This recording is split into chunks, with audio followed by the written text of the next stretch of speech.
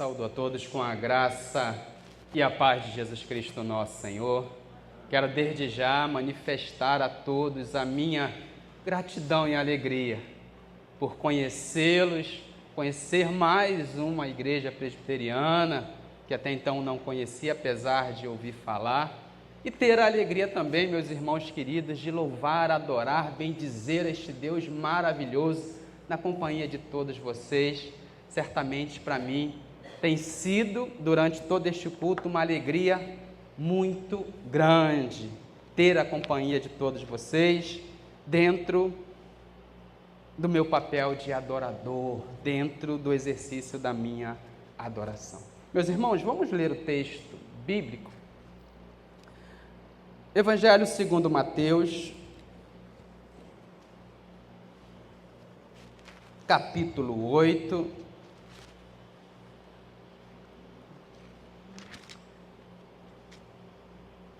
do verso 1 ao verso 4.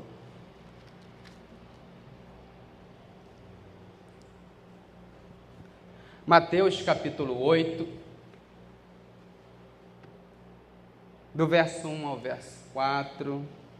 Você pode se pôr de pé mais uma vez, por gentileza, em reverência à palavra do Senhor? Agradeço. Assim nos diz a palavra de Deus, o nosso Senhor.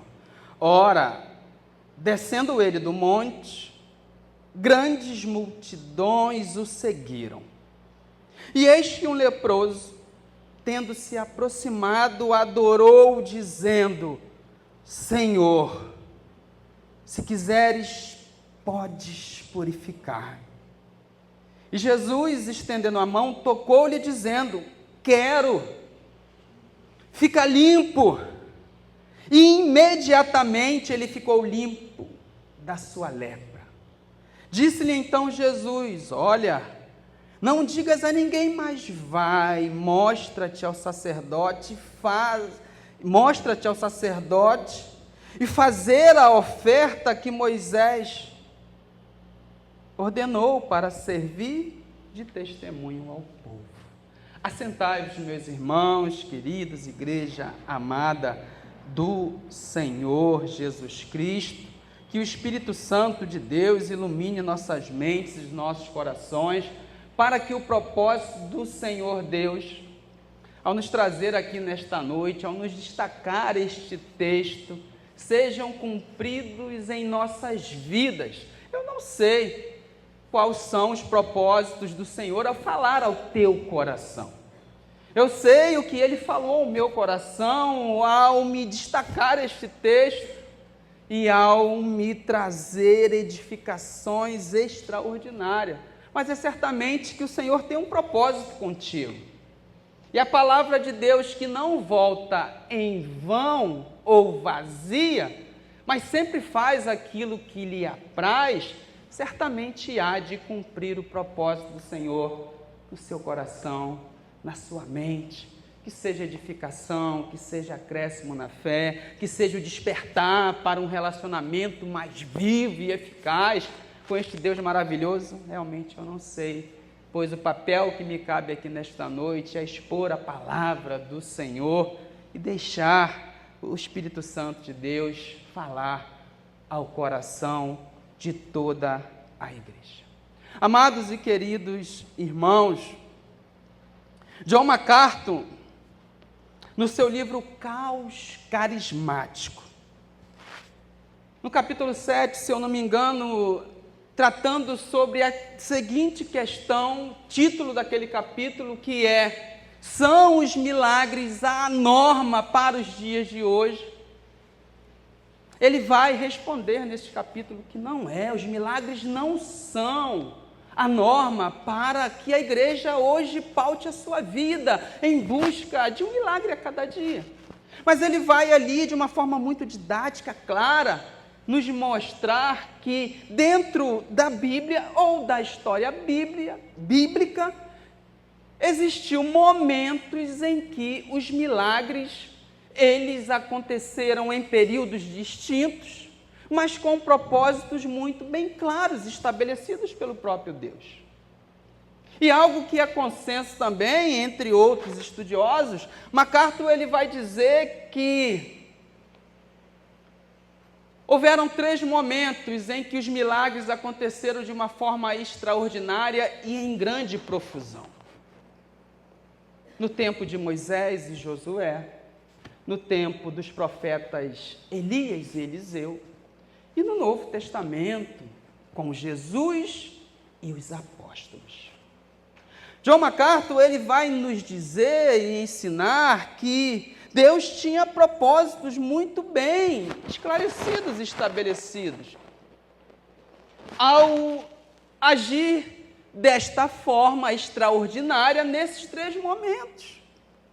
E o primeiro propósito que ele vai nos apontar é que os milagres vinham para realmente testificar a realidade de uma nova era que surgia, uma nova ordem, pois realmente assim se deu, quando Deus levanta Moisés e diz a ele, vai lá, Faraó, tu serás os instrumentos em que eu usarei para libertar o meu povo. E aí a gente vê na história de Moisés, na história de Josué, grandes prodígios, sinais e maravilhas. O segundo propósito que John MacArthur ele vai nos informar neste edificante livro é que os milagres acontecendo nesses 3 períodos bíblicos, eles vinham também com um propósito de ratificar ou de confirmar realmente a veracidade dos mensageiros e da revelação. Então, os milagres, eles foram estabelecidos nesses 3 períodos, de uma forma tão volumosa, para ratificar, autenticar, confirmar realmente a realidade daqueles que estavam se colocando diante de uma nova situação, sob a direção de Deus, dentro de um propósito divino. Por fim, fechando os seus argumentos com relação aos propósitos de Deus para agir de uma forma extraordinária nesses 3 momentos bíblicos, ele vai dizer que o terceiro e último propósito seria para chamar a atenção das pessoas, dos ouvintes, que estavam não somente ouvindo palavras vindas dos altos céus, mas também vendo coisas extraordinárias acontecendo.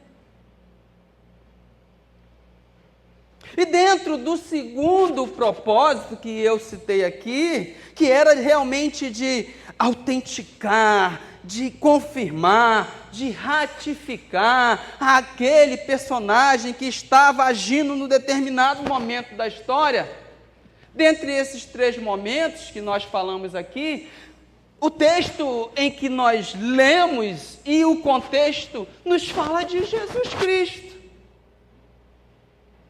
O interessante, irmãos, é a gente ler este milagre extraordinário de Jesus, mas a gente precisa também ter uma compreensão daquilo que Jesus Cristo tinha feito, ou acabara de fazer, quando subiu aquele elevado monte, com o propósito de aplicar ao coração dos seus discípulos escolhidos, quais eram realmente os valores elementares do reino de Deus, que ele acabara de pronunciar ao iniciar o seu ministério terreno, na Galileia, onde passa numa determinada vila pesqueira, chama João, chama Pedro, chama André, e eles atendem a voz de Jesus Cristo.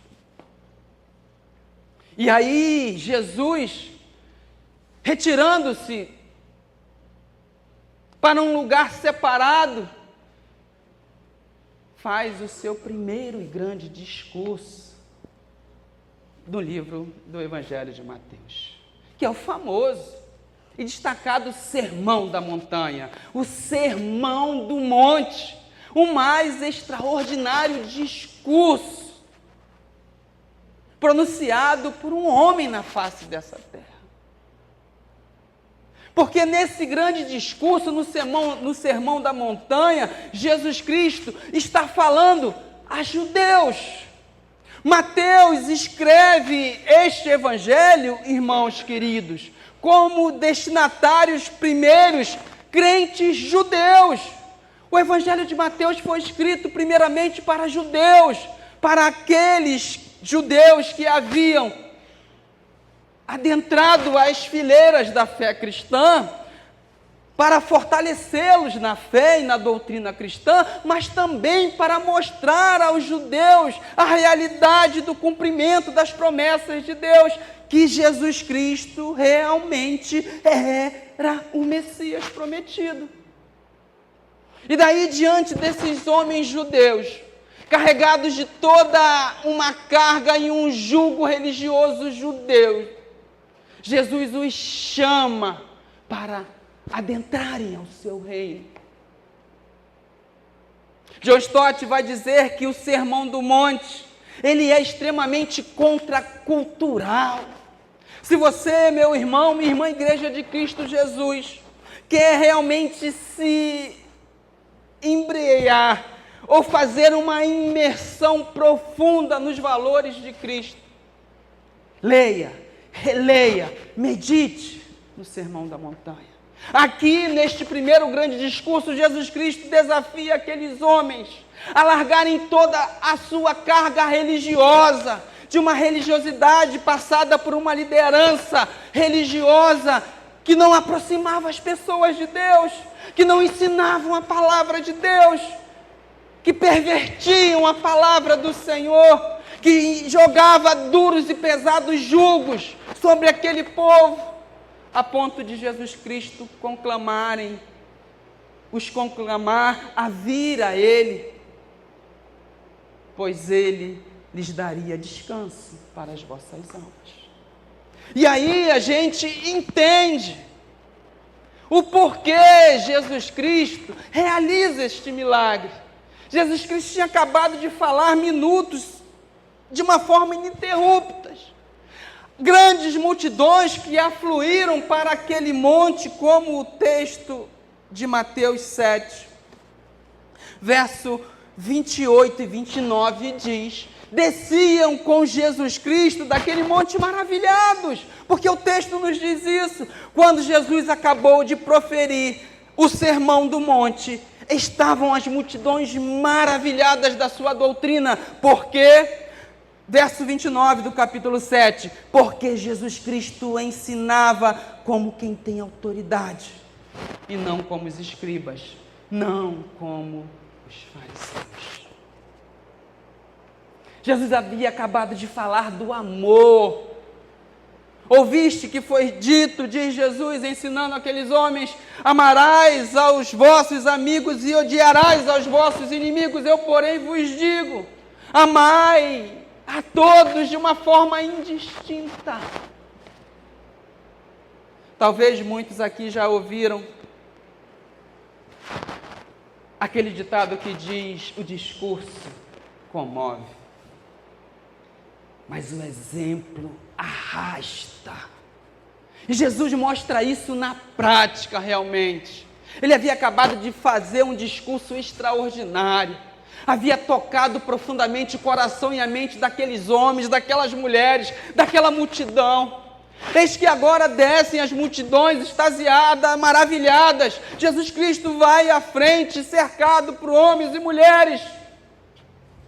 Eis que de repente, como Mateus nos diz, de uma forma abrupta, surge um novo personagem na narrativa de Mateus. De uma forma surpreendente, este personagem é um homem leproso.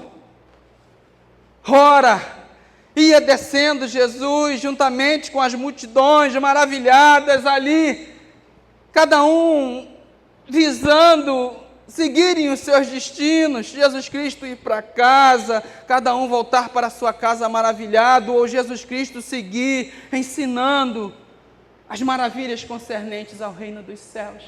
Eis que de repente surge um fato extraordinário, eis que de repente surge um personagem na história, e não é um personagem qualquer, amados e queridos irmãos. É um homem condenado, um homem leproso, um homem condenado ao banimento social, um homem condenado a viver pela doença que tinha, afastado dos seus entes queridos, da sua família. Um homem condenado porque a lei prescrevia isso, a viver uma impureza cerimonial, e não podia adentrar ao templo em Jerusalém, não podia adorar ao Senhor de toda a glória. Os 4 versículos que lemos, meus amados e queridos irmãos, mostram de uma forma muito curta, mas extraordinária, a história deste homem condenado a viver a todos esses flagelos com Jesus Cristo. Talvez você esteja se perguntando, porque o texto nos faz estes questionamentos.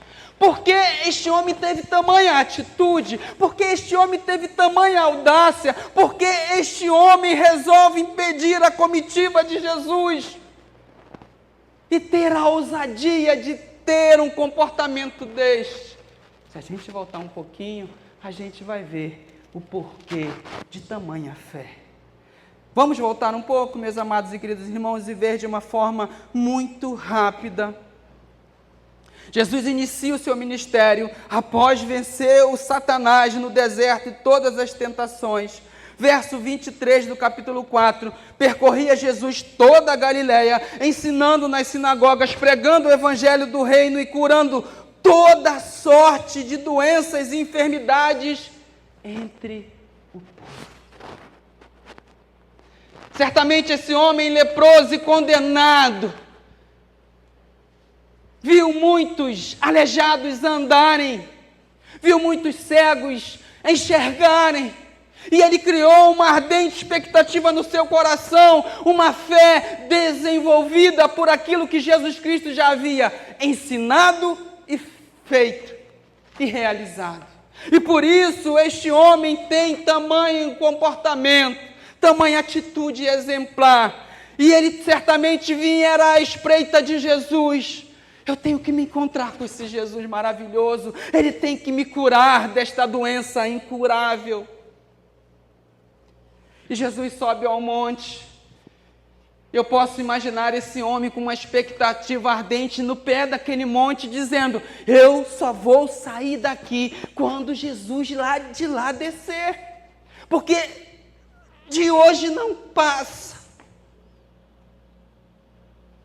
Eu creio que ele há de mudar a história da minha vida. E ali ele ficou esperando Jesus pronunciar o seu grande discurso, ter todo momento com as multidões, e até o momento dele entrar em cena e na história. Precisamos, irmãos, olhar para este texto e diante também das necessidades que temos, muitas delas resolvíveis, não é verdade? De uma forma ordinária. Mas também situações surgem em nossas vidas que às vezes somente um milagre de Deus é capaz de resolver. Mas ao olhar esse texto, irmãos, ao analisar este texto, ao ver a atitude deste homem condenado, nós aprendemos realmente como devemos nos aproximar do Senhor, como devemos nos portar perante o Senhor, diante das nossas aflições, diante das nossas necessidades, diante das nossas fraquezas. Porque aquele homem interrompeu o tropel daquela grande multidão. Certamente ele venceu muitas barreiras. Quais são as barreiras que você, meu irmão, minha irmã, quais são as barreiras que nós precisamos vencer para que a nossa fé seja contemplada por Jesus Cristo e por Deus? Este homem tinha uma barreira muito grande entre ele e Jesus, uma grande multidão que circundava Jesus. Mas aquela barreira, aquele impedimento não lhe foi capaz de lhe tirar a obstinação e toda a voluntariedade de naquele dia ter a atenção de Jesus e de sair da presença de Jesus com a sua história mudada, com o seu milagre realizado. E aí aquele homem resolve partir em direção a Jesus. O interessante é, amados e queridos irmãos, no texto paralelo de Lucas vai enfatizar o estado de miserabilidade daquele leproso. Lucas vai nos dizer que ele estava coberto de lepra.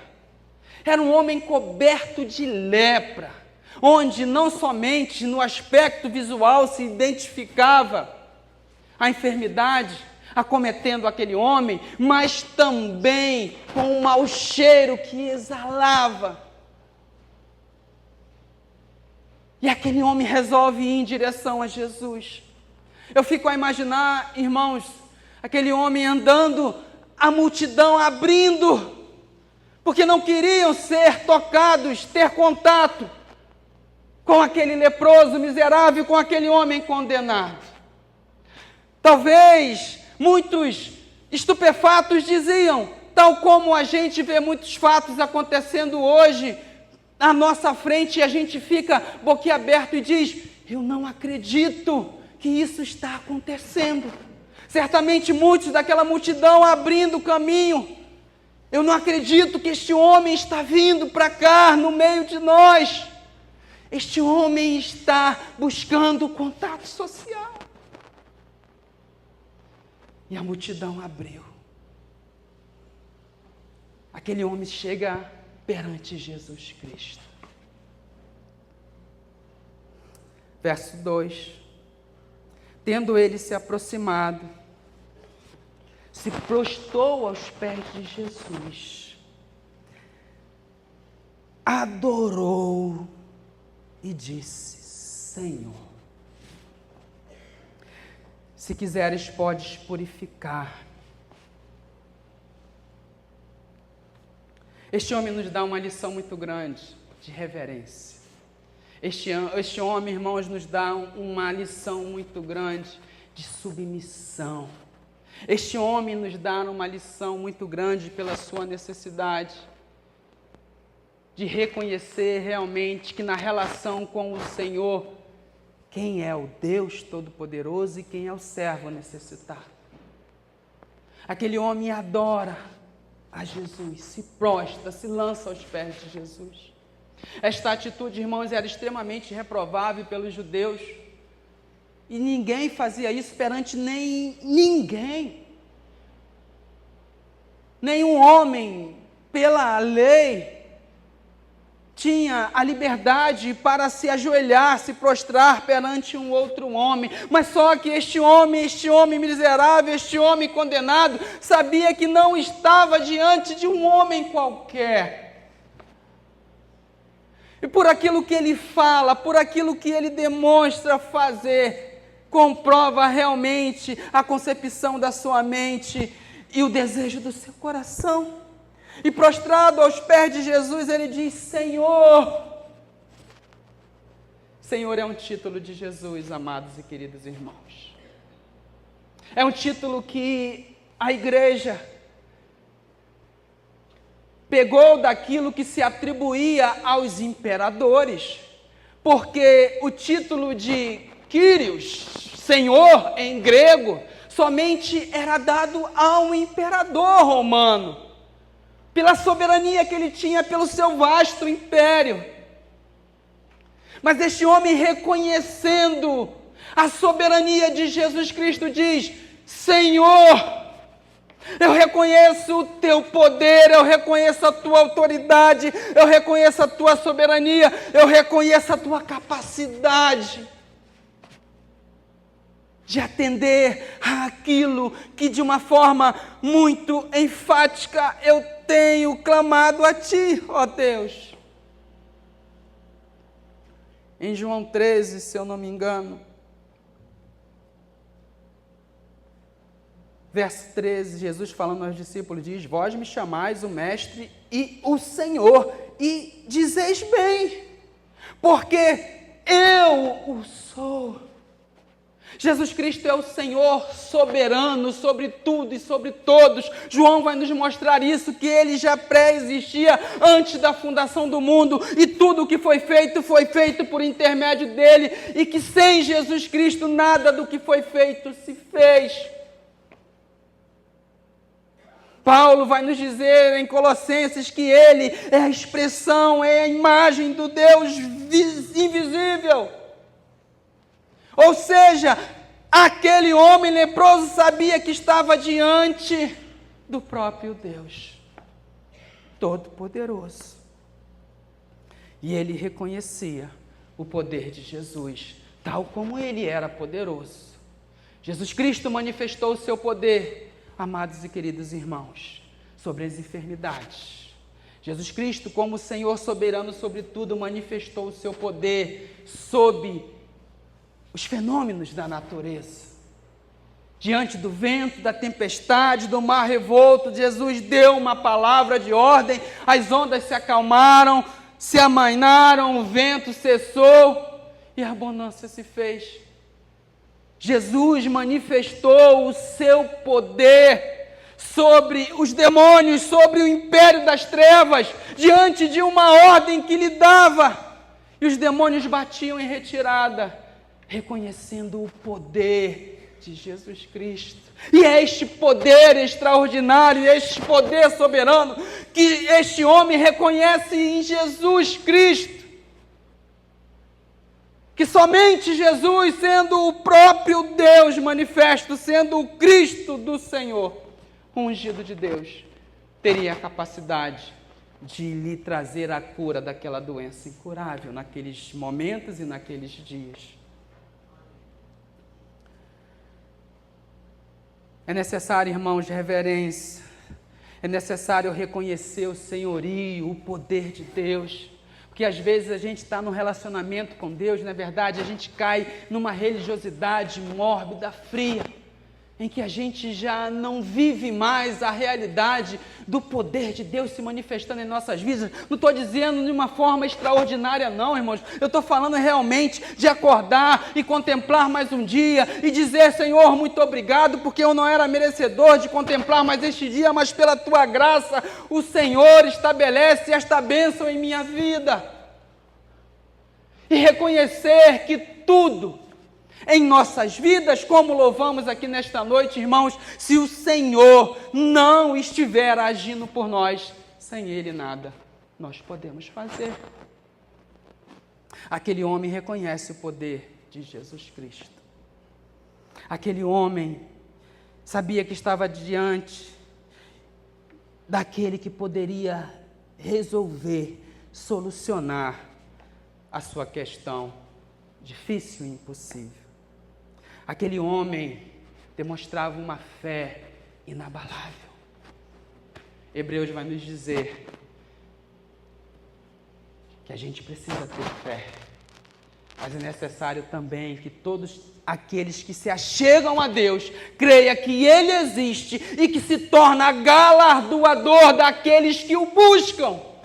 Este homem, com um coração cheio de fé, com uma expectativa ardente por uma transformação em sua vida, diante de tudo aquilo que estava em jogo, que Jesus Cristo iria restituir na vida daquele homem, sabia que estava diante daquele que poderia resolver os seus problemas. Sem fé é impossível agradar a Deus. E a fé deste homem não somente o levou a reconhecer o senhorio, a soberania, o poder extraordinário de Jesus Cristo, o reconhecendo como o próprio Deus, mas também foi uma fé que se sujeitava à vontade de Jesus e à vontade de Deus. E aí ele diz: Senhor, se quiseres, Senhor, eu reconheço que Tu és poderoso, como Paulo diz, para fazeres infinitamente mais de tudo aquilo quanto eu penso ou posso pedir.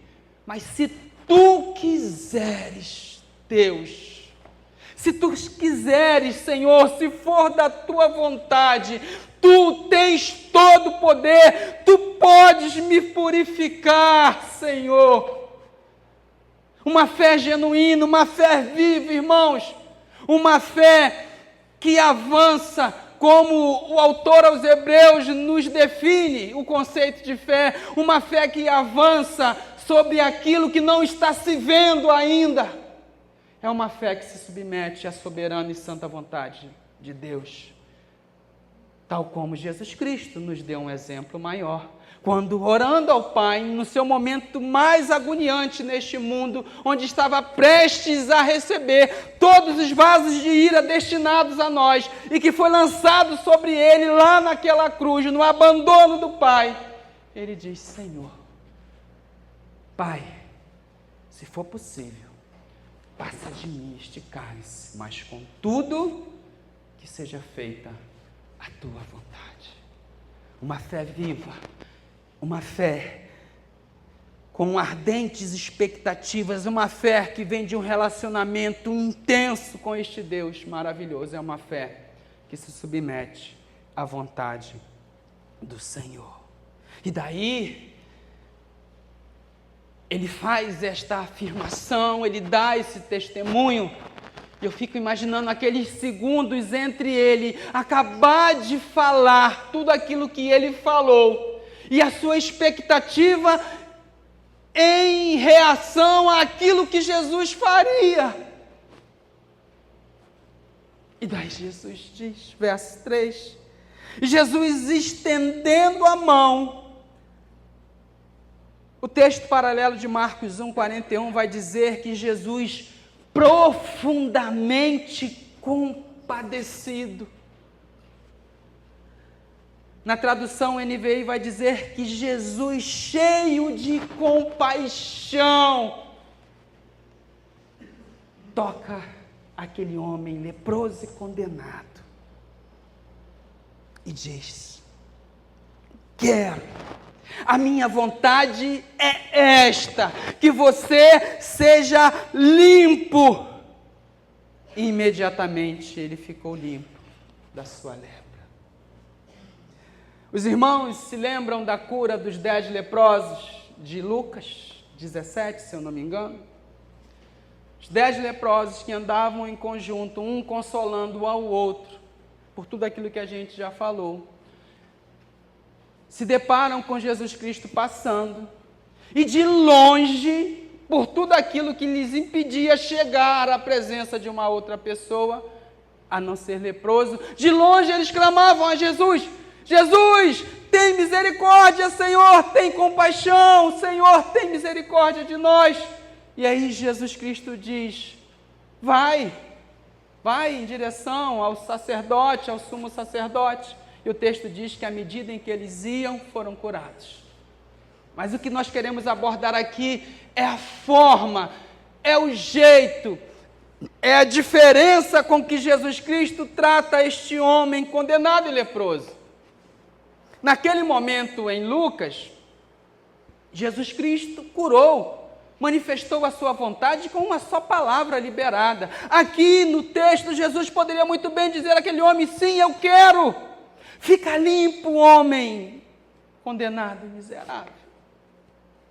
Mas o texto diz que Jesus Cristo, cheio de compaixão, profundamente compadecido, tocou aquele homem e disse: sim, eu quero, a minha vontade é que você seja curado. E de uma forma imediata, como o texto diz, imediatamente ele ficou limpo da sua lepra. E Jesus Cristo, como havia acabado de dizer no discurso lá com os seus discípulos no monte, quando ele diz assim: olha, não penseis que eu vim para acabar com a lei, eu vim para cumprir a lei, Jesus disse àqueles judeus.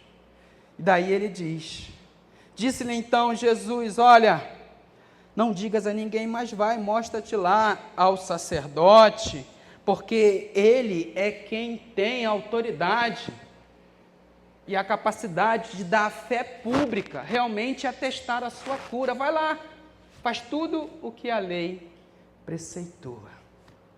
E certamente aquele homem foi, aquele homem teve o seu atestado de cura verificado, foi declarado curado, foi restaurado ao convívio da sua família, ao convívio social, ao convívio do templo.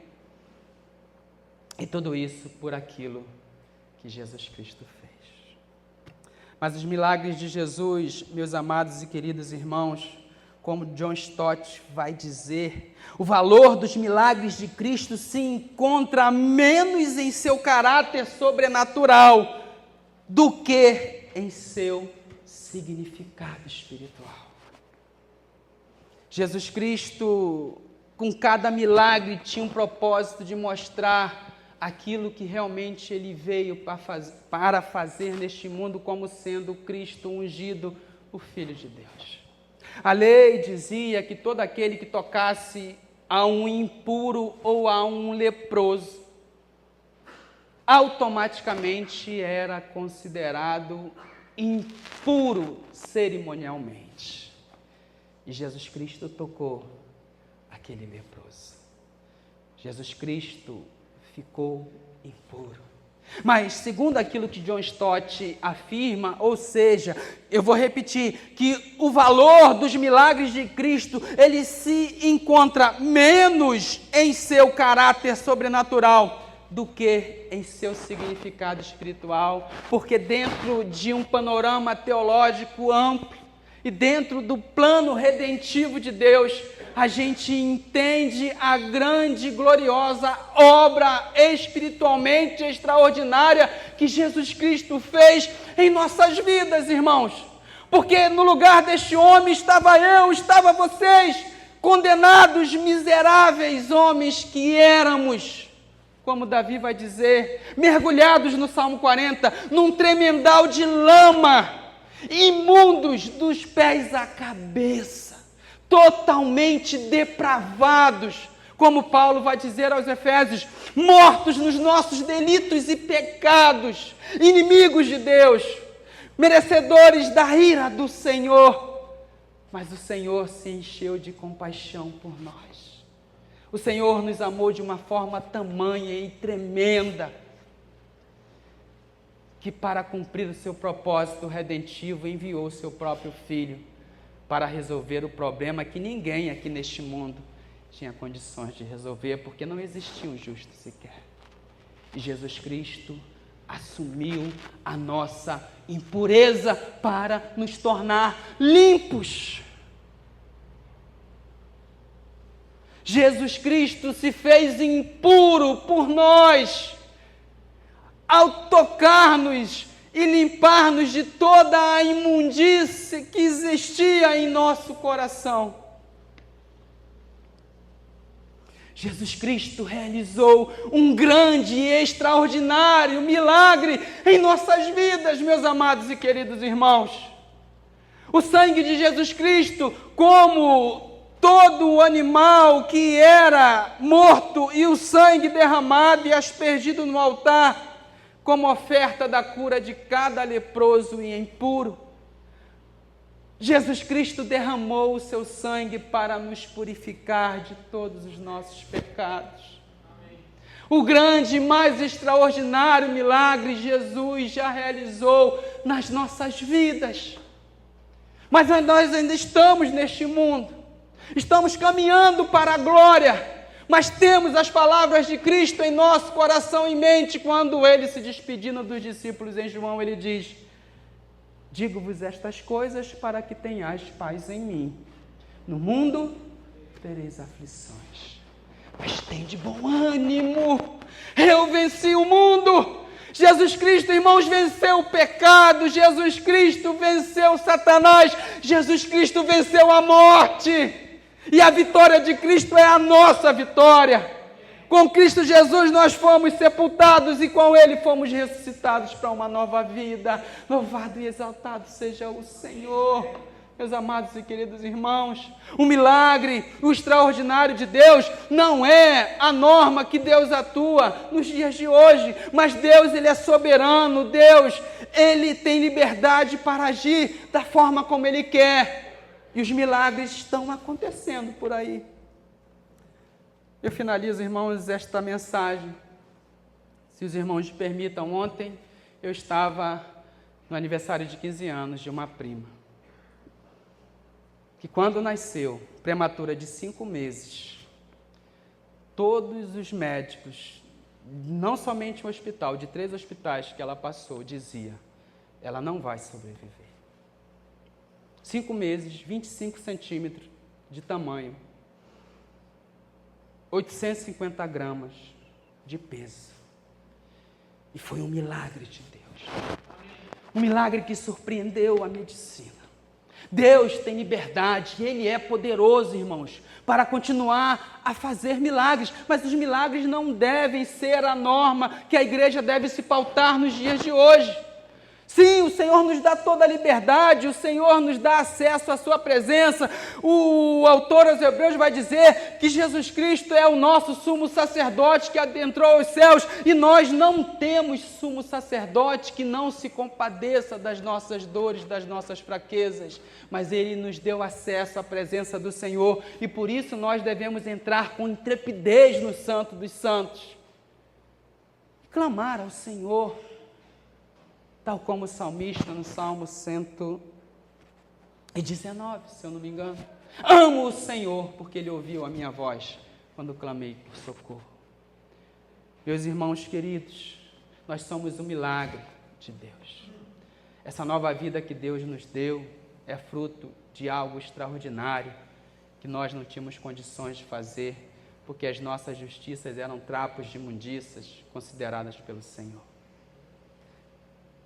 Jesus Cristo purificou o nosso coração. Jesus Cristo nos deu um novo coração. Jesus Cristo nos deu uma nova vida. Jesus Cristo nos deu um novo destino, quando estávamos destinados a vivermos eternamente no império das trevas. Ele nos transportou para o reino do Filho do seu amor. Que a palavra de Deus nesta noite, irmãos, encha o seu coração e a sua mente de fé, de ousadia, para ter um relacionamento de fé, um relacionamento vivo com o Senhor. Sim, é um milagre que você precisa na sua vida. Recorra ao Senhor. Ele é poderoso para fazer infinitamente mais, tudo aquilo quanto a gente pede ou pode pensar. Mas não se esqueça de se submeter à santa e soberana vontade do Senhor, o nosso Deus. E não se esqueça também que o grande e mais maravilhoso milagre que poderíamos ter, o Senhor já fez por nós, ao nos tirar de um tremendal de lama e ao nos pôr sobre uma rocha, que é Cristo, a rocha da nossa salvação. Que Deus nos abençoe, meus irmãos, em nome de Jesus. Eu agradeço imensamente a oportunidade de, nesta noite, compartilhar com a amada igreja a palavra do Senhor.